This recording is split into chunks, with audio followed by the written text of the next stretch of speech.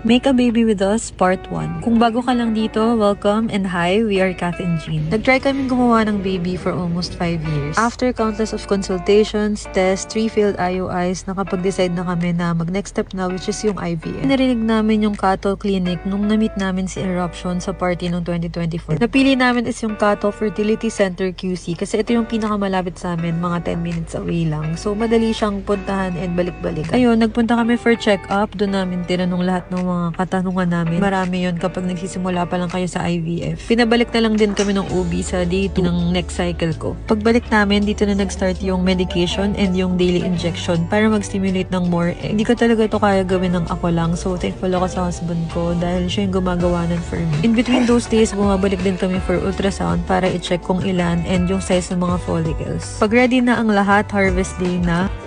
May 27, yun na yung day na mag-harvest kami ng itlog. Yun yung pinaghirapan ni Kat.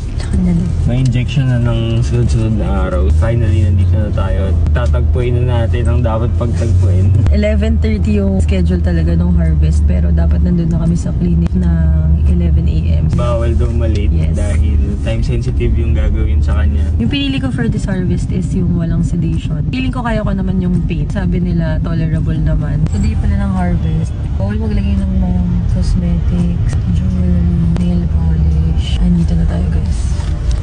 Dito sila sa Hexagon Corporate Center along Quezon Ave. Very accessible. May parking din. Siguro in total around 10 to 15 minutes lang ako dun sa operating room. Sa buong procedure after egg harvest lang ako naiyak. Siguro dahil nag-flashback sa akin yung mga efforts namin na nagtatry to conceive and feeling ko noon one step closer na kami to having a baby. Mga ilang araw nag-antay lang kami ng update from the embryologist kung ano ang nangyari sa mga na-harvest. Nakakuha po tayo ng 5 eggs. In-examinate po namin sila. Yung isa ma'am, nagaling po sa mature oocyte na na-freeze po natin on the day 5 of your culture. Out of the 5, nagkaroon lang kami ng isang MBB. Mixed emotions kami dahil kumbaga, isa lang yung chance namin to try. Pero at the same time, may isang nabuo. Nag-decide kaming mag-pause muna for a while and ipa-freeze yung embryo namin. Ito nga pala yung picture niya. See you guys sa part 2. And kung may mga tanong kayo, message or comment nyo lang, try namin sagutin.